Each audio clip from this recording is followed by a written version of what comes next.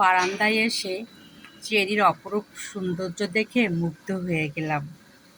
তারপরে চিন্তা করলাম, আজকে চাটা যেহেতু আমি খাবো, তাহলে চেরির সঙ্গে মিল করে চাটা খাবো। আর এই জন্য চেরির সঙ্গে মিল করে আমি কাপ নিয়ে আসছি, লাল কাপ।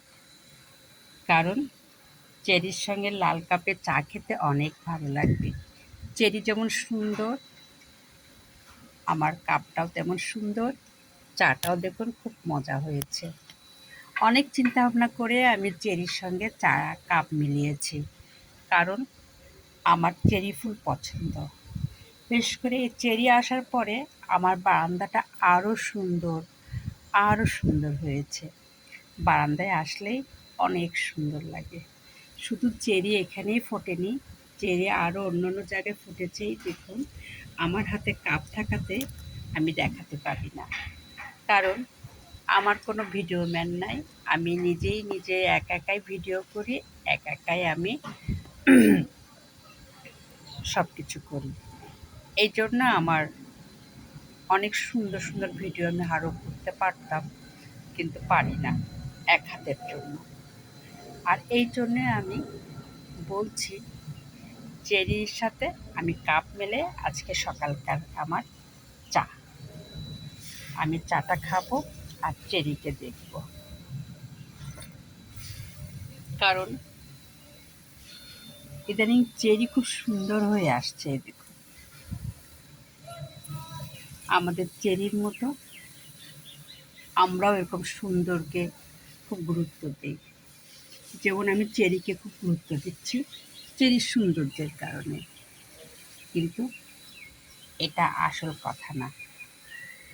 সৌন্দর্যের মাঝে অসৌন্দর্যটাই বেশি লুকিয়ে থাকে, যদি আপনি সেটা সুন্দর চোখ দিয়ে দেখতে পারেন।